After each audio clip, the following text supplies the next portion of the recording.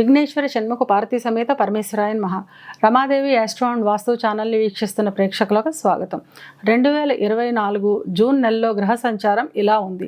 రవి వృషభంలో సంచారం చేస్తూ 15వ తేదీన మిథునంలోకి ప్రవేశిస్తాడు. మీనంలో సంచరిస్తున్న కుజుడు జూన్ 1వ తేదీన మేషంలోకి ప్రవేశించి ఈ నెలంతా మేషంలోనే సంచరిస్తాడు.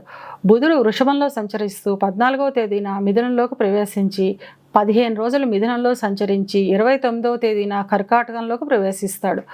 గురువు వృషభంలో సంచారం చేస్తున్నాడు. శుక్రుడు వృషభంలో సంచారం చేస్తూ 12వ తేదీన మిథునంలోకి ప్రవేశిస్తాడు. శని తన స్వక్షేత్రమైన కుంభంలో సంచారం చేస్తున్నాడు.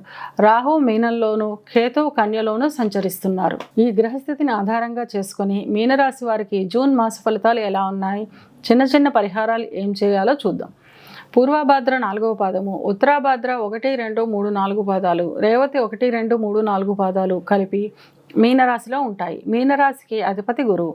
మీనరాశి వారికి ఈ మాసం మిశ్రమ ఫలితాలు ఉంటాయి. ధన ఆదాయం బాగుంటుంది. అంతకు మించిన ధన వ్యయం కూడా ఉంటుంది. చిన్న చిన్న అనారోగ్య సమస్యలు చికాకును కలిగిస్తాయి. శారీరక శ్రమ, అలసట అధికంగా ఉంటుంది. నూతన వస్త్ర ఆభరణ ప్రాప్తి ఉంటుంది. ఇక విద్యార్థుల విషయానికి వస్తే విద్యార్థులు మొదటి 2 వారాలు చదువుపై శ్రద్ధ పెట్టలేరు. తర్వాత 2 వారాలు పట్టుదలతో చదివి పరీక్షలు రాయడం వల్ల మంచి ఫలితాలను సాధిస్తారు.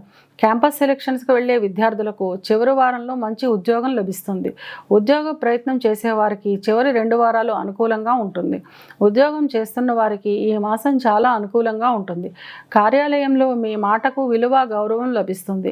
ఎప్పటి నుంచో ఎదురు చూస్తున్న బదిలీలు ఈ మాసంలో అయ్యే అవకాశం ఉంటుంది. ఇక వ్యాపారస్తుల విషయానికి వస్తే మొదటి 2 వారాలు కొంచెం ఇబ్బందిగా ఉన్నప్పటికీ 3-4 వారాలు చాలా ఆనందదాయకంగా ఉంటాయి.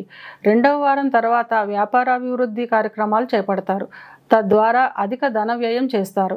వివాహం కాని వారికి ఈ మాసం చివరి వారం అనుకూలంగా ఉంటుంది. వివాహం అయిన వారికి కుటుంబంలో ఆహ్లాదకరమైన వాతావరణం ఉంటుంది. జీవిత భాగస్వామితో కలిసి విందు వినోదాల్లో పాల్గొంటారు. విహారయాత్రలు చేస్తారు. సంతానానికి సంబంధించి ఈ మాసాంతంలో శుభవార్తలను వింటారు. శారీరక శ్రమ, అలసట అధికంగా ఉంటుంది. తద్వారా చిన్న చిన్న అనారోగ్య సమస్యలు అధికంగా ఉంటాయి.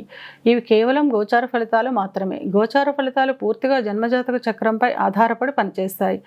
కనుక తమ జన్మజాతక చక్రాన్ని విశ్లేషణ చేయించుకోవాలనుకునేవారు కింది నెంబర్కు వాట్సాప్ చేసి కన్సల్టేషన్ తీసుకోండి. మీనరాశి వారు అనుకూలతను పెంచుకోవడానికి, ప్రతికూలతను తగ్గించుకోవడానికి 3 బుధవారాలు గణపతికి అభిషేకం చేయించడం ద్వారా అంతా మంచే జరుగుతుంది.